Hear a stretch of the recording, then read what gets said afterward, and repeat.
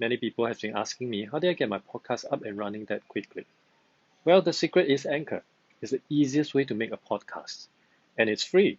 There's creation tools that allow you to record and edit your podcast right from your phone or computer. It can also help you to distribute your podcast for you so it can be heard on Spotify, Apple Podcasts, and many more. And you can make money from a podcast too with no minimum listenership. It's everything you need to make a podcast in one place. If you're interested, find out more. Download the free Anchor app or go to anchor.fm to get started.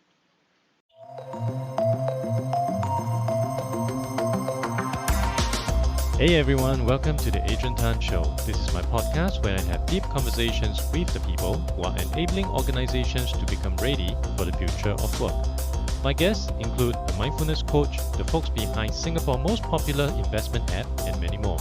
They all have one thing in common, and that is to help level up your organizations through your people. My guest today is Vinay Johar. He is the CEO and founder at RChilli. He is a serial entrepreneur and RChilli is his third venture. He wanted to create products or services with minimum liabilities and minimum resources and sell them globally to companies. While researching for his core product, he found that companies are selling a resume parser as a luxurious product.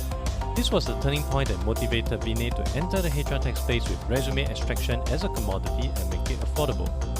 With the right niche and technology, RChilli is now the most trusted partner for parsing, matching, and data enrichment for global recruiting platforms. At present, it is serving 1,600 plus customers in more than 33 countries across the globe. Where a traditional recruitment process takes 45 days to close a job, RChilli is working on a mission to help recruiters to close it in less than 3 to 4 hours. Okay, Vinay, thank you so much for coming on to the show. Could you start off by helping us understand a bit of what you do? Sure, good to meet you, Edwin. About RChilli, so we are the most trusted partner for providing parsing, matching, and data enrichment for global recruiting industry. And if not, like normally people ask me, what exactly is the benefit for the organization? And we say we have evaluated that candidate experience goes up by 85% and productivity of recruiter goes up by 72%.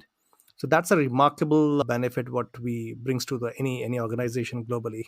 Okay, and basically, could you help us to understand a bit more? So, what exactly would RChilli do for someone that have never heard of your company before? Sure. So Archly is a AI and machine learning plugin company. We build our own AI modules for recruitment industry, and we are the guys who, if you go to any portal, any enterprise portal where you see automatically resumes get uploaded or the matching algorithm which is run says those are the some plugins we build for recruitment industry, and that's the scale that's a AI plugin we specialize in.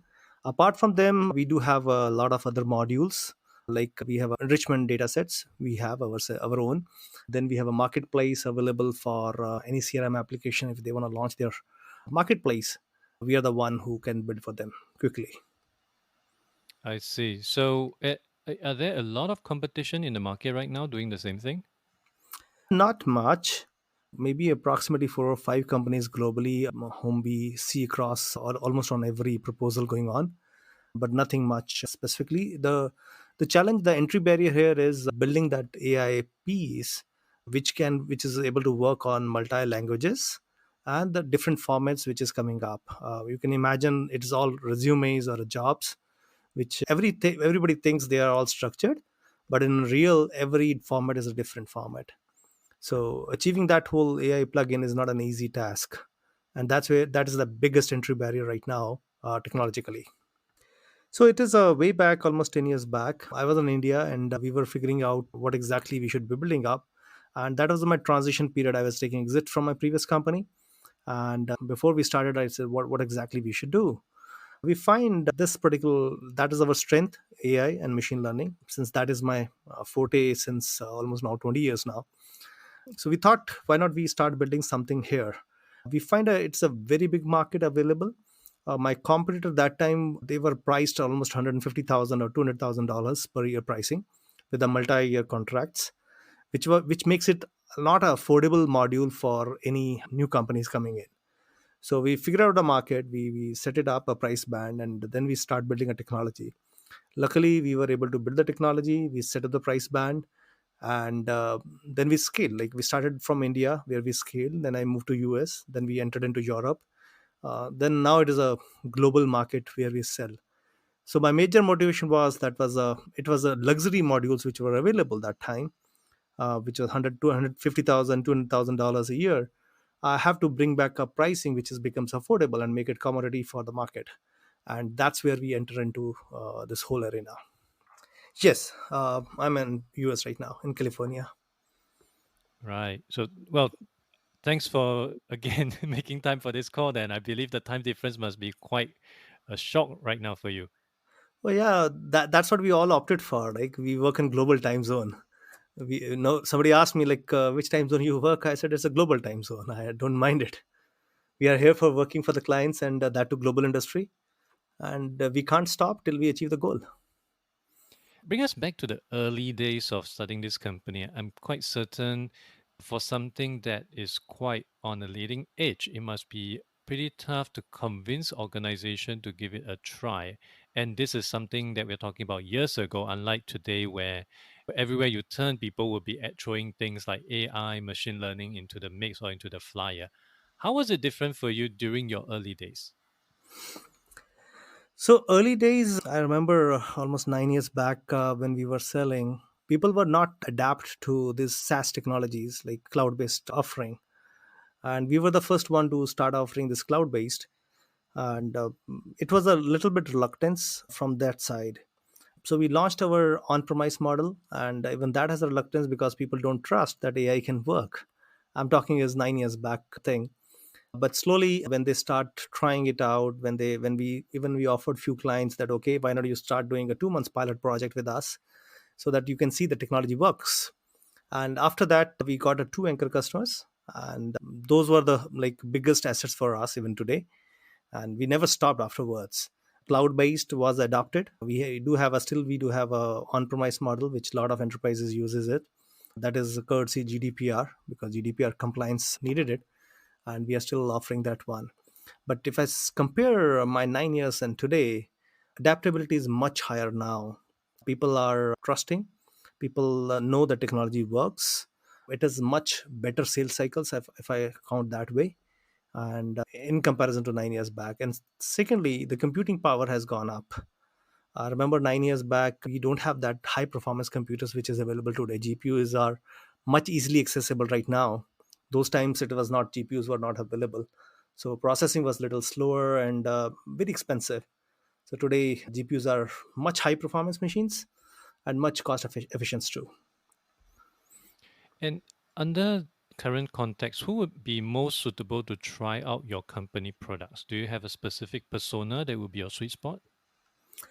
Yes, we do target to VP talent systems or CHRO in enterprises, and they can approach us, and we have a now pre-built plugins for ERP systems like PeopleSoft or Workday or SuccessFactor, or even if they are not using any of them, still we can work with them and build up a very quick POC so that the system can try it out. It's not very, now my technology team has built up plugins or the way to integrate in such a quick way that anything within 30 minutes to 1 day, depending on how much complex integration is, we can build up a POC and you can test it out. So it is much easier. CHRO can approach us, and that's it. That's what we need. One call and everything is done. On the flip side, who do you think would not be suitable to try RChilli? That's a tough question. I am a firm believer everybody should get benefit of this technology, but people who still think manual process is better, people who still thinks we are good what we are doing, or people who thinks change is a curse, these are the people we don't want to talk. I'm a very progressive guy. I'm a very progressive person. I have worked with the construction companies too. I've worked with IT companies too. I work with media companies, education companies, healthcare, pharmas, construction company, locomotive company. So people where we find it out, they're more progressive. They want to see a change. They want to bring experience to their recruiters. They want to increase the performance of the recruiters. Of course, these are the guys we are looking for. Right. And let's look at the past few months. I'm very certain just like us over in Singapore, you have been pretty affected by COVID. Well, hell, in fact, I believe everyone will be quite Mhm. badly affected. So, over the past few months, with all these changes, all these uncontrollable factors coming into play, what's the biggest surprise that you have seen in relation to what RChilli is trying to achieve? Biggest surprise, like, yes, I agree. We got affected by COVID when it started in February or mid of March. But I find my team was able to pivot very quickly. We were able to set up our focus very quickly. And one biggest asset we find after, like, if I talk about April onwards, is people are approachable now. They see that technology works, and since everybody's working from home, most of them, you approach them, they talk to you, and they try your technologies. They're open because they're getting earlier. They, let us say, they're getting X number of applications per job posting. Suddenly, they're getting almost 3x applications. It is not possible for them to manage manually, and that change in belief system is happening for enterprises. Secondly, it is the first time people have seen that as a globally unemployment rate is going up, which is, we can rely, we can see through that.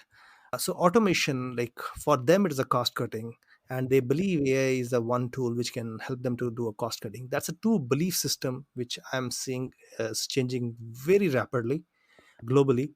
Talk to the people in Europe, even in US, even in Australia, or even in India, or even in Singapore. This true belief system is very predominant right now. Yes, I've been seeing this very much over in my side of the world as well. It has been much far easier to speak with people, and of course, people are so accustomed to zooming right now, and it Mhm. really makes the conversation much easier.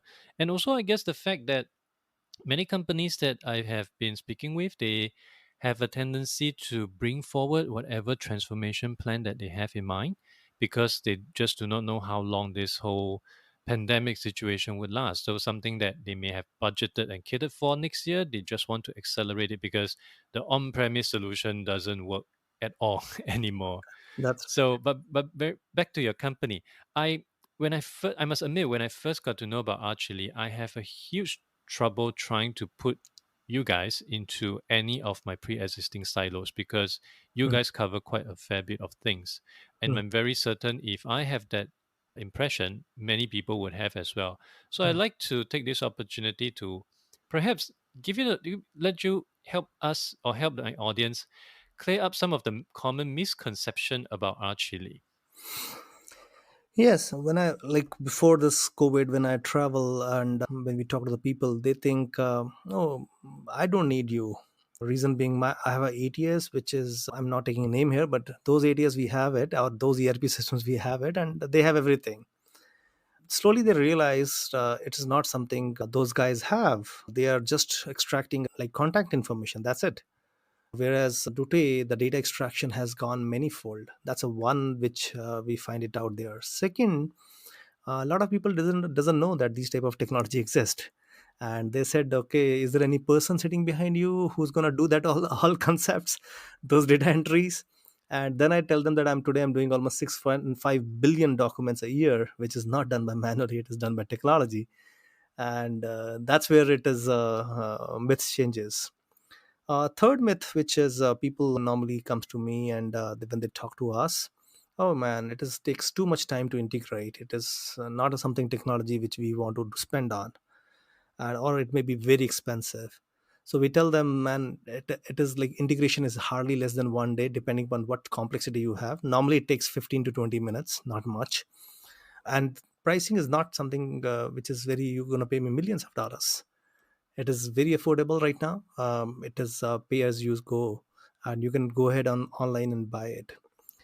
Third misconception, which we recently changed through our technology, was, oh, I need to access of my IT companies, my technology team to work with you, and they have to work hard. So now we have modules where you can integrate RChilli at the project manager level. You don't need to bring your technology team. You just need to know your database formats and all that stuff.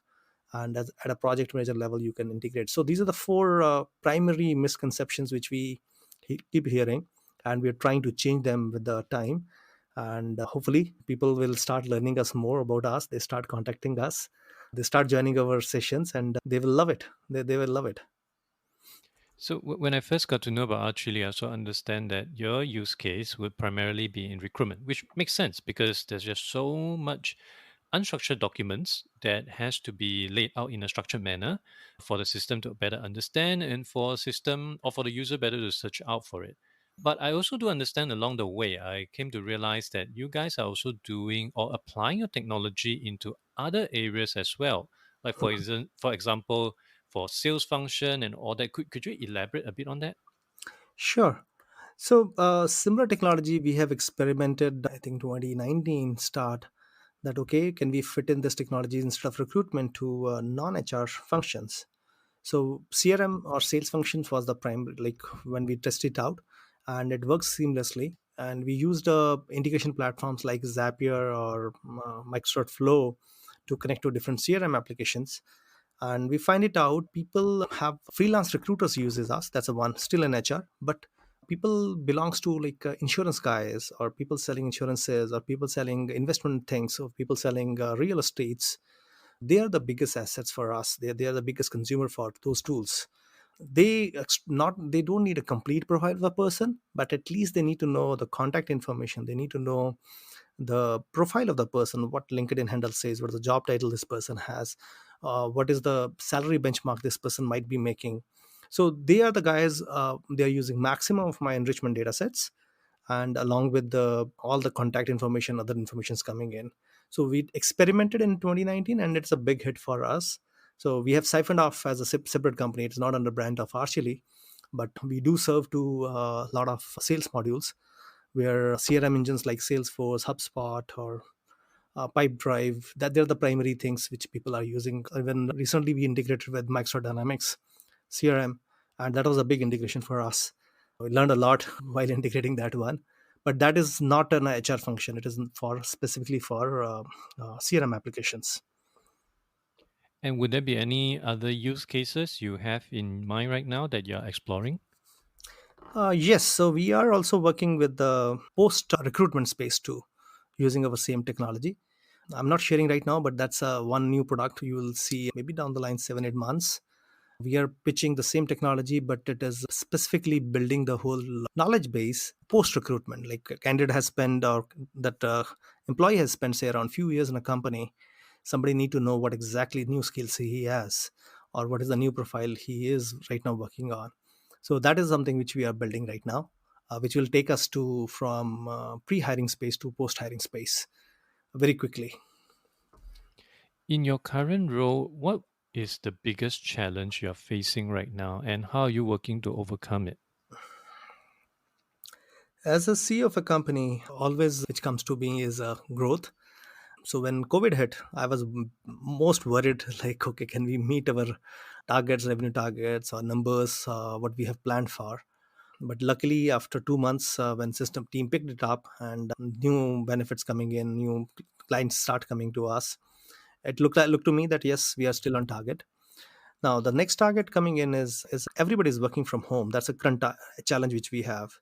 So it is the biggest challenge how we keep them motivated, how we keep them engaged, how we keep them focused. Because when COVID started, outside world everybody was in lockdown, right? And the people are working from home, so there was very less distractions. But sitting now, when unlock is happening, but people are still working from home. So outside distractions are much higher. Your TVs are back, your movies are back, your outside enjoyment is also back. So how you cope up with that distractions and your focus on work, your family conditions is changing, your whole system is running. That's one of the biggest challenge which we are, not only me, when I talk to any entrepreneur forum, we are all facing that whole system. Second is we are facing is another one is we want to now scale. Earlier it was much easier. We go to trade shows in those countries. Let us say I want to sell it in France, so I can go there and sell. So now I'm held up. I can't go to France. I can't go to Belgium. I can't go to Germany, right? So now I'm held up into that whole system. So I mean, I'm learning how to sell remotely to these geographies where earlier it was all going to trade shows, in touch, in person, selling them. So honestly, I'm still confused here and still trying to figure it out. What is the next option we can get it out? That's the two biggest challenge as a CEO, which I'm seeing. Rest is all good, and people team has recovered very quickly and very beautifully.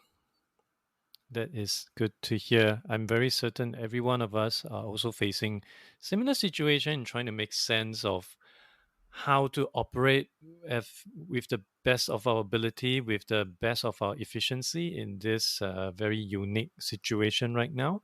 But good to know that you are taking it head on and trying to make sense out of it. So, in terms of the things that you have to keep track of, how do you practice a lot of or putting a lot of hours on learning to stay on top of things? Yes, that's our organization culture. Learning, we spend approximately around 18 to 20% on learning, not only mine but everywhere. Every team member has like trainers or coaches. Even I have a coaches who coach me how to do it, how to manage these situations. So coming to your question, yes, learning is very important even today. Yes, I'm undergoing trainings, different trainings, specifically when I'm thinking about how to manage that whole, when I'm going from like single digit millions to double digit millions, right? So what is the whole mindset shift is happening, how the organization management is going to happen. That's the second I'm learning is we are hiring now people globally. Of course, they're all working from home, and this is the big cultural shift has happening. We have a people now almost around 7 different countries working in Archeli, and trying to figure it out, okay, how they combine on one single platform, how they coordinate with each other, and we are all learning on that. That's another system. And we have a cultural coach in a company, and she's working with us to help us to understand, okay, this guy is coming from this country, that's their culture, right? Don't get offended when they say these words. I'm sure since you manage international businesses, everybody understands it. Everybody has a different word selection, everybody has a different cultures going on, and we all work on that.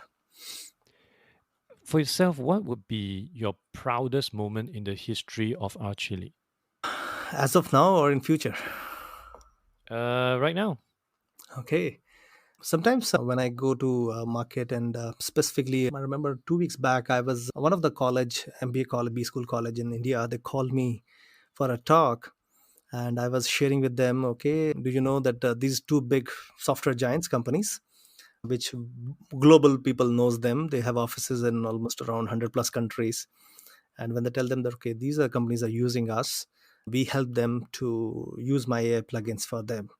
And when I give them a list of almost 5 different Fortune 500, Fortune 10 companies, rather, that they are using us, and that was a proud moment for me, and it was a relaxing moment for me. That yes, that's a dream we started with. That one day, Fortune companies will be using us, and today they are.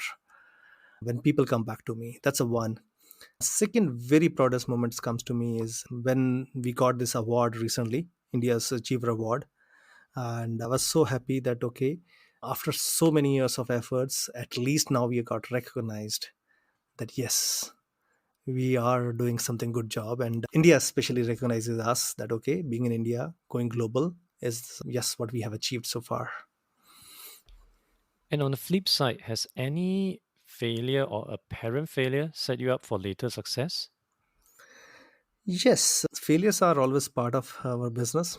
Uh, so I always say that we did some mistakes and we corrected them, and then we did do something new mistakes, right?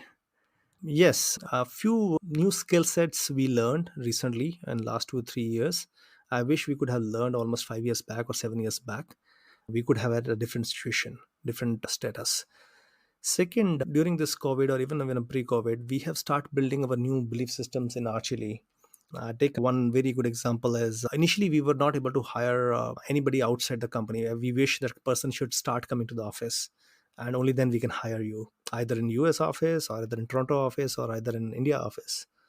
But now we are at a stage where we said, okay, we don't want them to be in office. We want them to be connected us with the Zoom, and that's new belief system came in. And those are the few mistakes we did long back, and now we are correcting it. That talent is available globally. Only thing is we have to go and talk to them and bring them in, right? And you have to open your mindset that they can work from remotely. They don't need to be in your office for them to monitor them and performance. That's the thing. Third, I don't say it's a mistake, but it is a little bit delayed. We planned it long back, like going closer to the customer. In US office, when we opened, it was the intent was staying closer to the customer. And now we are opening office in Toronto for East Coast, and even now going forward from Singapore side or New Zealand, Australia side is again staying close to the customer. That's the whole intent. This is we learned little late. We could have learned it out long back, and we should have started that way. But anyways, we are still on track, right? We are not losing that track. Yeah, definitely. I mean, better late than never, as people That's always say. And what would be your key focus over the next 12 months? the key focus is like we have an awesome technology which is now available in almost around 40 plus languages. Going in a regional languages, that is the one thing which you're doing, so that few enterprises which work only with the regional languages, so they should be one who will be getting us. That's the one primarily focus. Second, I already share you that new modules which we are building, which will take us to post hire instead of pre hire. That is the another setup we are coming up. So that's the two primary focus on the technology side. From sales side, yes, we have learned a little bit how to sell over the Zoom without meeting them, without going to the trade shows or conferences. Now we are trying to figure it out how we can sell to those geographies where we can't travel today. And they have a culture not buying from remote, they want to buy from local people. So we are learning how we can reach out to them and do it. That's the next my 12 months as a CEO, sales side and a technology side. So, for people who are interested to learn more about RChilli and what you do, could you let them know where could they go to? So sure, two places I'm easily able, you will be able to find me out. One was website RChilli, that is www.rchilli.com. Or you can write email to me, that is Vinay, that is the V at the rate RCHILLI.com. You can write me or visit the website.